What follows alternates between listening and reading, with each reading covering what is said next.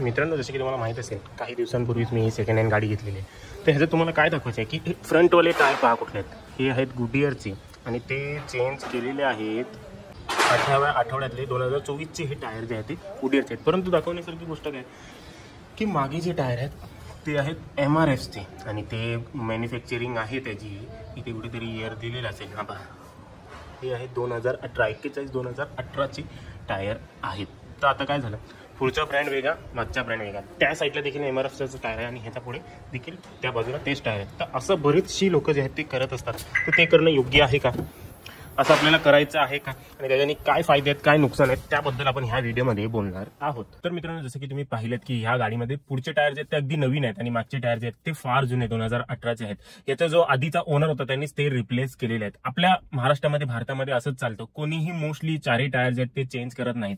पुढचे टायर जे आहेत ते पहिले चेंज केले जातात, कारण की त्याच्यावरती आता समजा ही फ्रंट व्हील ड्राईव्ह म्हणजे पुढच्या त्याच्यानी पॉवर जनरेट करणारी गाडी आहे. तर अशाला पुढचे टायर जे आहेत ते जास्त झिजले जातात. का जास्त झिजले जातात? इंजिनचा लोड सगळं त्याच्यावरती आहे. ब्रेकिंग देखील तेच टायर करत आहेत, त्याच्यामुळे ते घासले जातात. त्याच्यासोबतच पॉवर तिकडनंच येते आहे, त्यामुळे ते लवकर घासले जातात कम्पेअर टू मागचे टायर्स. मग त्याच्यामुळे लोक काय करतात, चेंज करण्याची वेळ आली तर पुढचे टायर जे आहेत ते लवकर झिजतात. लोक रोटेशन वगैरे याच्यावरती विश्वास ठेवत नाहीत. मोस्टली आपल्याला रोटेशन जे आहे ते 5-5 हजार किलोमीटर नंतर करायचं असतं, त्यावेळेला सगळे टायरची लाईफ जी आहे ती सेम राहते, परंतु कोणी लक्ष देत नाही. मग अशाला जेव्हा पुढचा टायर जो आहे तो खराब होतो, पुढचे टायर जे आहेत ते काढून जे आहेत ते मागे लावले जातात. का तर मागची ट्रेड जी आहे ती चांगली असते, मग त्यावेळेला ते दोन्ही टायर पुढे आणले जातात. पुढच्या जे मागे लावले त्यांची ट्रेड ऑलमोस्ट जे आहे ती संपतच आलेली असते, म्हणून ते पुढे लावले जातात. मग पुढच्या टायरची काही 10-1 हजार किलोमीटर चालवल्यानंतर पुन्हा ते जेव्हा संपतात त्यावेळेला जे आहेत ते चेंज करताना पुढचे टायर काढून तिथे नवीन पेअर म्हणजे नवीन 2 टायर जे आहेत ते लोक लावतात. मोस्टली रिकमेंडेड काय असते की तुम्ही 4ही टायर जे आहेत ते at a same time replace करा, परंतु पैशाच्या कमीमुळे किंवा काही लोकांना माहीत नसल्यामुळे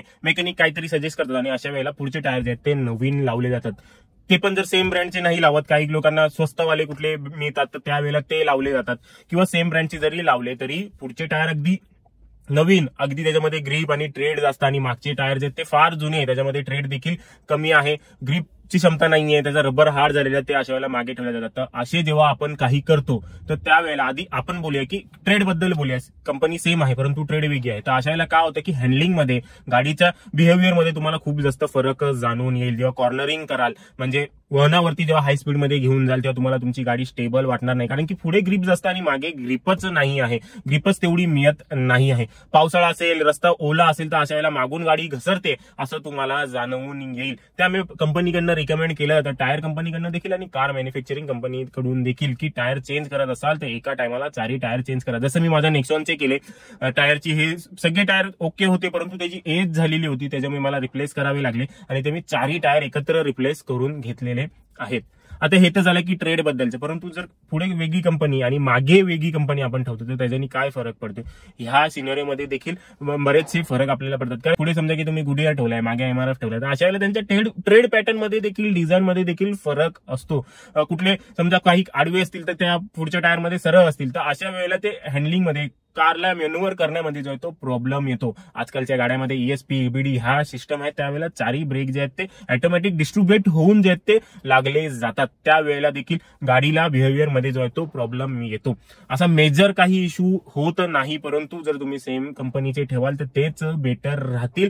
त्यामुळे पुढे वेगळ्या कंपनीचे टायर आणि मागे वेगळ्या कंपनीचे टायर असं करणं देखील जे आहे ते अवॉइड करा. लावत असाल एकाच कुठल्या तरी कंपनीचे लावा, कंपनी चेंज करायचे, 4ही टायर चेंज करा, एकच कंपनीचे 4ही टायर जे आहेत ते आपल्याला ठेवायचे आहेत. आणि मोस्टली केसेसमध्ये काय होतं, लोक काय विचार करतात की सध्या पुढचे करतो आणि मागचे जे आहेत ते राहून देतो, पुढे जे ते नवीन टायर ठेवतो. नवीन टायर पुढे आणि मागचे टायर जे ते जुने ठेवणं जास्त रिस्की होऊ शकतं, कारण की मागून गाडी जी आहे ती स्कीड होऊ शकते. मोठे मोठे मेकॅनिक आणि स्टडीज मधून समोर आलेलं आहे की बाबा आपल्याला नवीन टायर मागे टाकणे खूप जास्त गरजेचं आहे. मागून जेव्हा गाडी आपण टर्न मारतो, कॉर्नरिंग करतो ओल्या रस्त्यावरती, मागून गाडीचा बॅलन्स बनवून राहणं खूप जास्त गरजेचं असतं. कारण की काय होतं, जर आपण पुढे नवीन टायर आणि मागे एकदम ग्रीप नसलेले टायर ठेवले तर पुढची स्टेअरिंग जी आहे ती ग्रीप जास्त असल्यामुळे ती गाडी पटकन जो आहे तो हे पकडेल, रस्ता जो आहे तो पकडून चालेल, परंतु मागची टायर जे आहेत ते रस्ता सोडतील आणि अशा वेळेला गाडी स्कीड होण्याचे चान्सेस जे आहेत ते असतात. त्यामुळे सोपा आणि बेस्ट उपाय आहे की 4ही टायर एकत्र चेंज करा. आता मी माझ्या या गाडीची देखील 1-2 दिवसामध्ये टायर चेंज करणार आहे, जे गुडियरचे टायर आहेत तेच लावणार आहे.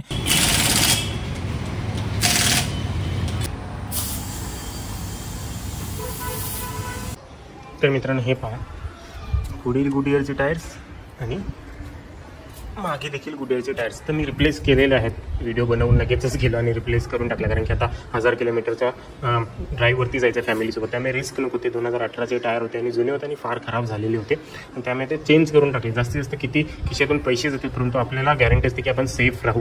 आणि आता टायर बदलल्यानंतर राईड क्वालिटीमध्ये, हँडलिंगमध्ये, ब्रेकिंगमध्ये खूप जास्त फरक जाणवतो आहे. इव्हन मागचे टायर जरी जुने होते तरी मला मागून जे ती गाडी नुसती उडायची, ब्रेकिंग वगैरे तेवढी नसायची, मागून जे ती गाडी स्पीड व्हायची.